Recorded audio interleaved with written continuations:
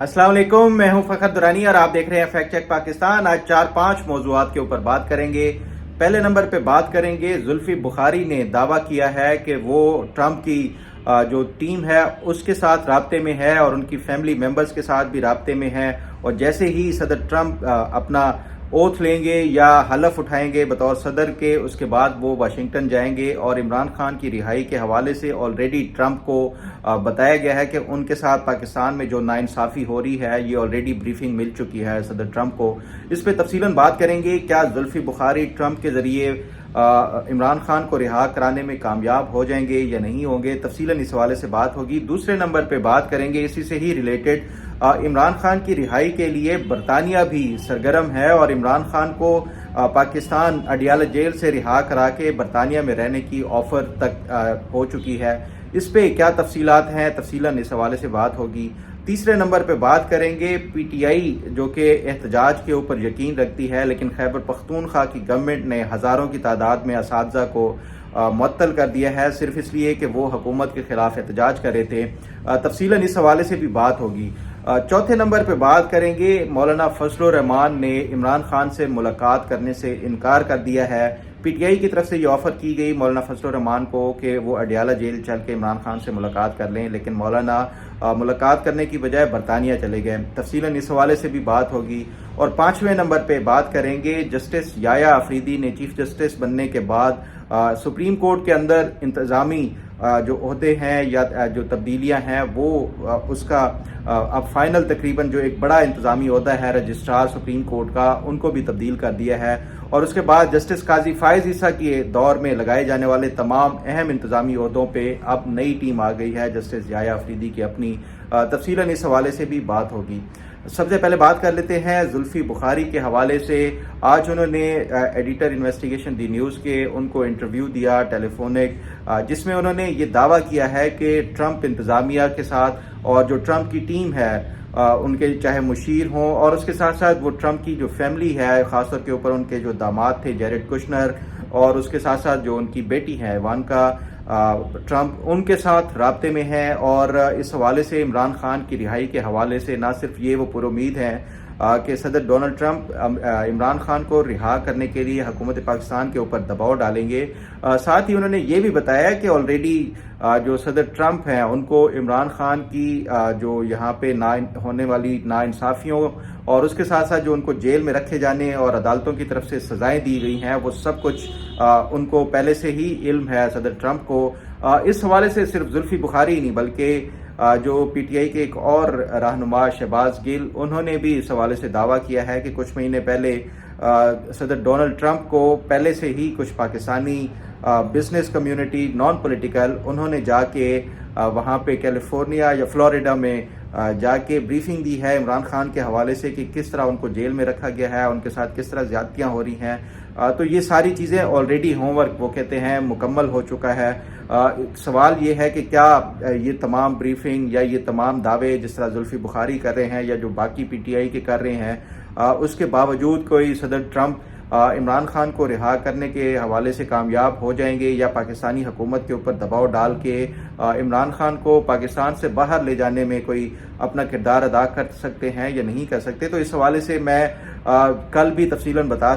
चुका हूँ और उस पर ज़्यादा मैं समझता हूँ कि रिपीट करने की ज़रूरत नहीं। ये बड़ा मुश्किल काम होगा, ख़ासतौर के ऊपर एक हद तक अमेरिका का जो एक दबाव होता है या प्रेशर होता है वो तो काम करता है, लेकिन अगर ये बिल्कुल इस तरह के अमेरिका अपनी मन मर्जी से कोई जीएचक्यू के ऊपर हमला करने वाले लोगों को भी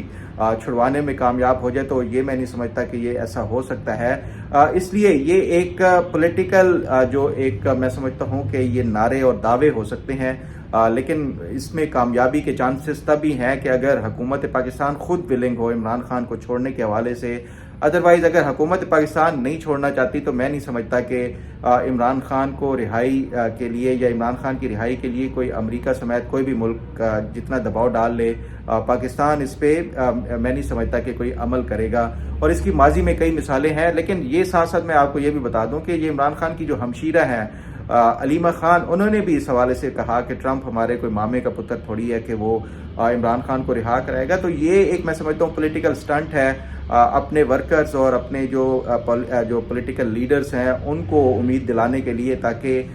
یہ ہمیشہ سے اگر یہ نا امیدی پھیل جائے کسی بھی سیاسی جماعت کے اندر تو وہ لوگ چھوڑنا شروع ہو جاتے ہیں کہ اس سیاسی جماعت کا مستقبل نہیں ہے۔ میں یہ سمجھتا ہوں کہ یہ ایک امید دلانے کی ہی ٹیکٹکس ہے۔ عمران خان کی رہائی تبھی ہوگی جب میں یہ سمجھتا ہوں کہ یہ عمران خان کی طرف سے جو ایک مطالبہ جو DGISPR کی طرف سے کیا گیا تھا کہ وہ عمران خان پبلکلی معافی مانگ لیں 9 مئی کے حوالے سے، اور اس کے بعد جو مذاکرات ہیں وہ بھی سیاسی قیادت کے ساتھ کریں، فوجی قیادت کی بجائے، تو تب ہی ہو سکتی ہے۔ اب دیکھنا یہ ہے کہ ٹرمپ اس کو کتنا سیریسلی لیتے ہیں اور کیا واقعی وہ اپنا کردار ادا کرتے بھی ہیں یا نہیں کرتے، اس پہ تفصیلاً بات ہوتی رہے گی۔ اب ذرا بات کر لیتے ہیں اسی سے ہی جڑے ہوئے ایک اور معاملے کے اوپر۔ یہ پہلے بھی کوئی مہینہ 2 مہینے پہلے اس طرح کی خبریں میڈیا اور سوشل میڈیا کے اوپر آئی تھی کہ برطانیہ بڑا ایکٹیو ہے عمران خان کی رہائی کے حوالے سے، اور اس حوالے سے برطانوی سفارتکار کے حوالے سے یا جو ہائی کمشنر ہیں ان کے حوالے سے بھی خبریں آئیں کہ وہ مبینہ طور کے اوپر عمران خان کی رہائی کے لیے کچھ جو پاکستانی حکمرانوں سے مل رہی ہیں، پاکستانی سیاستدانوں سے مل رہی ہیں۔ اس حوالے سے جب بات ہوئی تھی میری بھی جو برطانوی ہائی کمیشن کے کچھ ذرائع سے، تو انہوں نے یہ کہا تھا کہ عمران خان کی رہائی کے لیے اسپیسیفکلی کوئی بات اس طرح کی نہیں کی گئی، تاہم پاکستان میں ہونے والی جو ہیومن رائٹس وائلیشنز ہیں اس کے حوالے سے بات ہوئی، یا باقی جو ایک سیاسی طور کے اوپر انتقام کی بجائے ایک پولیٹیکل جو سٹیبلٹی یا اس استحکام کے لیے تمام سیاسی جماعتوں کے حوالے سے یہ بات کی گئی کہ ایکول اپرچونٹیز ملنی چاہیے۔ عمران خان کا اسپیسیفکلی نہیں کہا گیا۔ اب آپ کو یاد ہے کہ پچھلے 2-3 دنوں سے خواجہ آصف بھی اس حوالے سے اہم بیانات دے رہے ہیں۔ پرسوں انہوں نے یہ کہا تھا کہ کچھ جو عمران خان کو بیرون ملک لے جانے کے حوالے سے کچھ باتیں ہو رہی ہیں۔ کل پھر انہوں نے جیو نیوز کے پروگرام میں دوبارہ ایک بار کہا کہ کچھ برطانوی یورپی کچھ ممالک کے سفارتکار ایکٹیو ہیں اور وہ عمران خان کو کسی یورپین کنٹری میں لے کر جانے کے حوالے سے بھی آفر تک کی گئی ہے۔ تو یہ میں سمجھتا ہوں کہ اس حوالے سے جو میری اطلاعات ہیں کہ برطانیہ بھی اس حوالے سے اس کے حوالے سے یہ خبریں آ رہی ہیں کہ برطانیہ اس حوالے سے میں نے پہلے بتایا کہ ایکٹیو ہے، اور اس کے فیکٹرز جو ہیں، ایک تو برطانیہ میں پاکستانی ڈائسپورا بہت زیادہ ہے، اور عمران خان کے جو چاہنے والے یا ان کے جو فالوورز ہیں وہاں پہ برطانیہ میں بہت زیادہ ہیں۔ ساتھ ہی ایک اور جو اہم فیکٹر ہے وہ ہے عمران خان کی سابقہ اہلیہ جمائمہ گولڈ سمتھ، وہ بھی اس حوالے سے ایکٹیو ہیں۔ وہ بالکل یہ نہیں کہ سامنے تو بالکل آ کے وہ اس طرح نہیں کر رہی، لیکن یہ خبریں آتی رہتی ہیں کہ وہ عمران خان کی رہائی کے لیے جو پاورفل وہاں پہ حلقے ہیں ان میں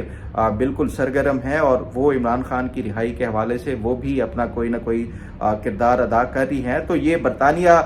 کی جو ایک سامنے آ رہی ہے اس طرح کی کہ وہ عمران خان کو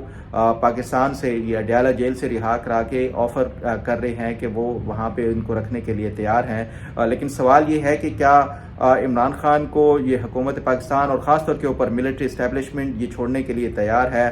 تو اس حوالے سے میں یہ سمجھتا ہوں، اور یہ پہلے دن سے ہی، کہ یہ عمران خان کی گارنٹی دینے کے لیے کہ عمران خان یہاں سے چلے گئے تو وہ کوئی بیانات نہیں دیں گے یا وہ کوئی اس طرح کا ایکٹیولی پالیٹکس نہیں کریں گے، یہ کوئی بھی گارنٹی دینے کے لیے تیار نہیں ہے۔ اگر یہ گارنٹی میں سمجھتا ہوں کہ اگر یہ کسی بھی طرف سے مل گئی، جس طرح نواز شریف نے کیا تھا، سعودی عرب ان کو لے گیا تو ان کو جو ایک ایگریمنٹ تھا یا جو ایک کہا جاتا ہے کہ وہ ان کو کہا گیا تھا کہ وہ 10 سال تک پولیٹیکلی جو ہے وہ ایکٹیو نہیں ہوں گے، ہم نے دیکھا وہ کافی عرصے تک خاموش رہے۔ پھر اس کے بعد 2007 میں جب وہ انہوں نے جب محترمہ بے نظیر بھٹو بھی پاکستان واپس آئیں تو اس کے بعد انہوں نے بھی واپسی کا وہ سوچا تھا، اس سے پہلے اس طرح وہ جو سیاسی بیانات یا پولیٹیکلی ایکٹیو وہ نہیں تھے۔ تو کیا عمران خان اس طرح کر سکتے ہیں یا کوئی عمران خان کی گارنٹی دے سکتا ہے؟ میں نہیں سمجھتا کہ عمران خان کی کوئی بھی ملک ہو یا کوئی بھی شخصیت ہو وہ گارنٹی دے سکتا ہے کہ عمران خان بالکل خاموش رہیں گے اور کوئی جو ہے وہ جو پاکستان کے لیے یا حکومت پاکستان کے لیے کوئی اس طرح کی روڑے نہیں اٹکائیں گے۔ یہ میں سمجھتا ہوں کہ ایک بڑی ہرڈل ہے جو عمران خان کی رہائی یا ان کو بیرون ملک لے جانے کے حوالے سے، اگر یہ اس طرح کی کوئی سالڈ گارنٹی آ گئی تو عمران خان کو باہر بھیجنا میرا خیال ہے کہ حکومت پاکستان بھی راضی ہو جائے گی۔ بہرحال اب یہ آنے والے 3-4 مہینے بڑے اہم ہیں،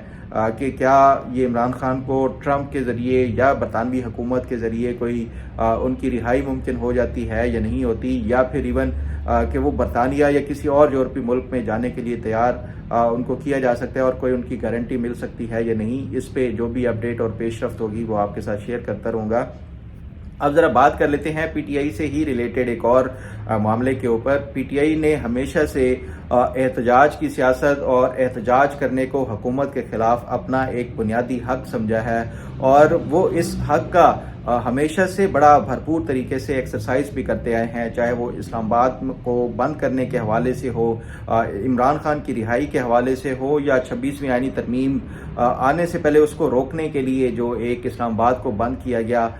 یہ تمام چیزیں جو پی ٹی آئی احتجاج کے نام کے اوپر کرتی آئی ہے، یہ اس کو بنیادی طور کے اوپر اپنا حق سمجھتی ہے، اور اس حوالے سے پی ٹی آئی نے ہمیشہ احتجاج میں یہ بھی کہا جاتا ہے کہ نہ صرف یہ کہ P T I social media کے اوپر بہت زیادہ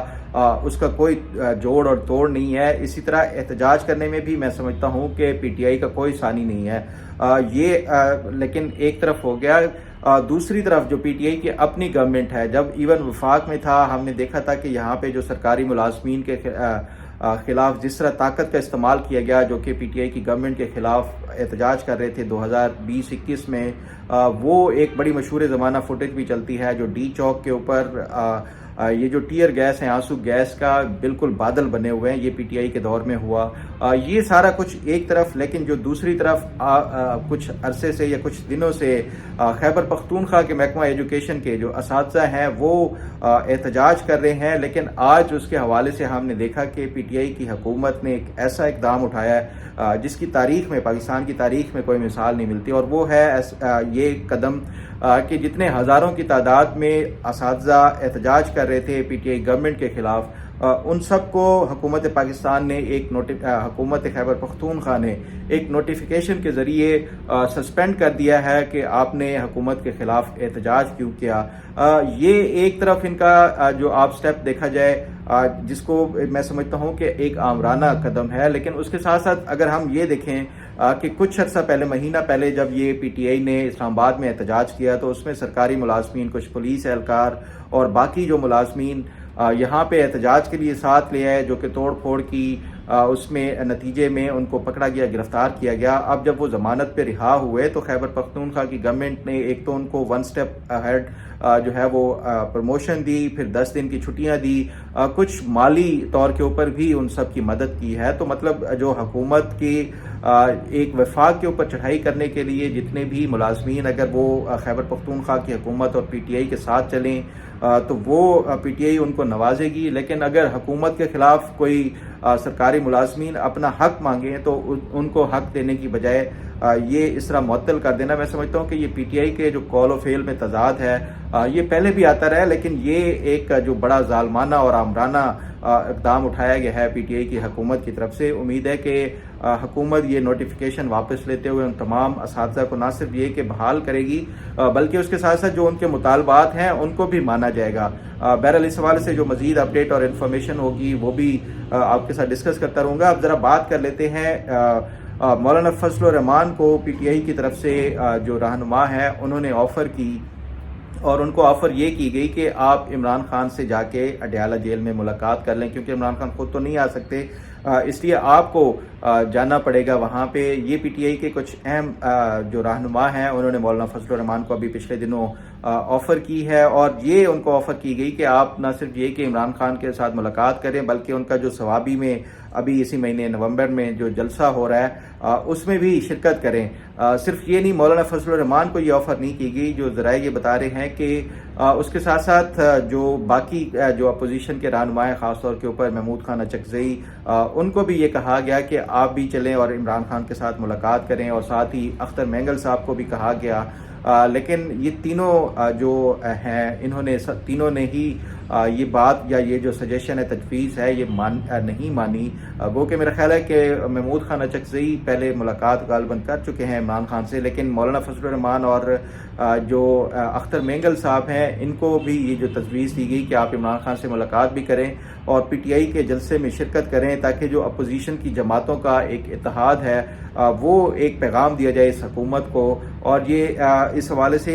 جو پی ٹی آئی کے لیے بڑا امپورٹنٹ بھی ہوتا کہ یہ جو ثوابی جلسے میں اگر مولانا فضل الرحمان، کیونکہ خاص طور کے اوپر جو باقی محمود خان اچکزئی یا اس کے ساتھ ساتھ جو اختر مینگل صاحب ہیں ان کی خیبر پختونخوا کی حد تک اتنی بڑی پریزنس نہیں ہے جتنی مولانا فضل الرحمان کی ہے. تو یہ پی ٹی آئی کے لیے ایک بہت بڑا ایک میں سمجھتا ہوں بوسٹ ملتا ان کو اگر مولانا فضل الرحمان یہ تیار ہو جاتے ان کے جلسے میں جانے کے لیے اور عمران خان سے ملاقات کرنے کے حوالے سے. لیکن مولانا فضل الرحمان نے یہ جو سجیشن تھی یا یہ جو تجویز یا آفر تھی یہ اس کو ماننے سے انہوں نے انکار کر دیا، اور بجائے اس کے کہ وہ عمران خان سے ملاقات کرنے کے انہوں نے یہ ان سے وہ کیا بہانہ بنایا کہ وہ ان کا یو کے کا وزٹ ہے تو وہ وہاں پہ برطانیہ جا رہے ہیں،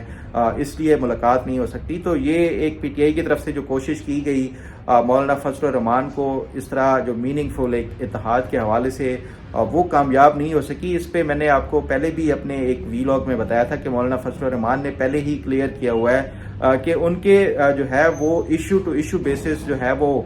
پی ٹی آئی کے ساتھ وہ ساتھ دے سکتے ہیں، لیکن ایسا کہ وہ ایک بالکل اتحاد جو ہوتا ہے جس طرح ہم نے ماضی میں دیکھا پی ڈی ایم کا جو اتحاد ہوا تھا، اس طرح کا اتحاد جو مولانا فضل الرحمان اور پی ٹی آئی کے درمیان نہیں ہو سکتا. اور اس کی ایک بنیادی وجہ دونوں جماعتوں کی آئیڈیالوجی میں فرق ہے اور دونوں جماعتوں کی جو سیاسی طور کے اوپر طرز عمل ہے اس میں بھی فرق ہے. مولانا فضل الرحمان کے جو نیچرل الائز ہیں وہ مسلم لیگ نون ہو سکتی ہے، پاکستان پیپلز پارٹی،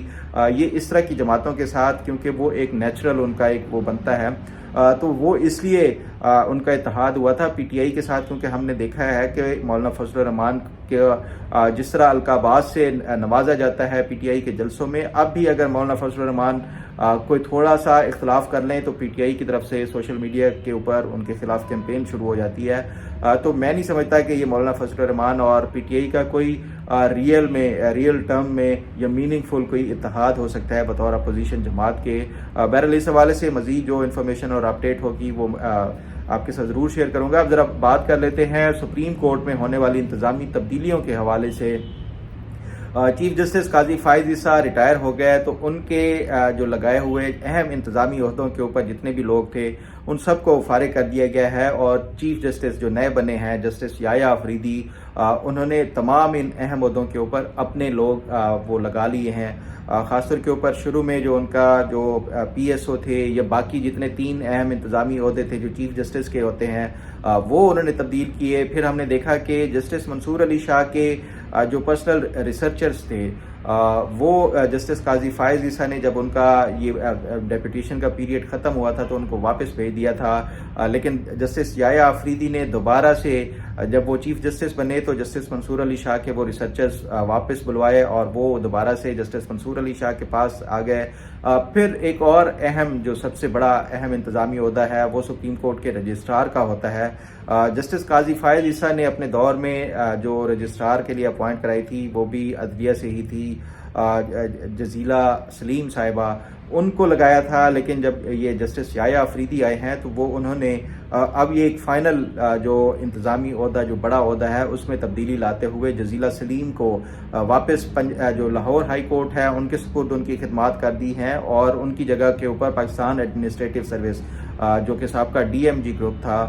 ان سے ایک ریٹائرڈ بیوروکریٹ محمد سلیم، یہ گریڈ 22 کے آفیسر تھے، ان کو لگایا ہے بطور رجسٹرار سپریم کورٹ کے. تو یہ جو اہم انتظامی عہدے تھے وہ تقریباً اب چیف جسٹس یحییٰ آفریدی نے اپنی جو مرضی کے مطابق لگا لیے ہیں. پھر ہم نے دیکھا ہے کہ جو ان کی طرف سے باقی جو اقدامات ہیں وہ بھی ہو رہے ہیں. تو یہ جو جسٹس یحییٰ آفریدی نے تمام تر جتنے بھی جو لیگیسی یا جو ایک اہم انتظامی عہدوں کے اوپر جسٹس قاضی فائز عیسیٰ کے لوگ تھے وہ سارے ہٹا دیے ہیں. اب دیکھنا یہ ہوگا کہ وہ بطور چیف جسٹس کس طرح کا جو ہے وہ کام کرتے ہیں، خاص طور کے اوپر جو عدلیہ کے اندر ریفارمز ہے اور مینلی جو خاص طور کے اوپر جو لوور جوڈیشری ہے اس میں کس طرح کی اصلاحات لے آتے ہیں، کیونکہ سب سے زیادہ بنیادی ضرورت اس ٹائم لوور جوڈیشری میں، لوور کورٹس میں عوام کے جو مقدمات ہوتے ہیں، اور وہاں پہ ہی سب سے زیادہ مبینہ کرپشن کے واقعات یا جو ناانصافی کے واقعات ہوتے ہیں وہ ہوتے ہیں۔ اس پہ بھی ہمیں جو ہے وہ میں سمجھتا ہوں کہ یہ چیف جسٹس کو زیادہ توجہ دینے کی ضرورت ہے، اور امید ہے کہ یہ عام عوام کو انصاف دینے کے لیے اپنا کردار بھرپور ادا کریں گے۔ امید ہے آپ کو آج کا پروگرام بھی پسند آئے گا۔ اللہ تعالیٰ آپ کا حامی و ناصر ہو۔ اللہ حافظ۔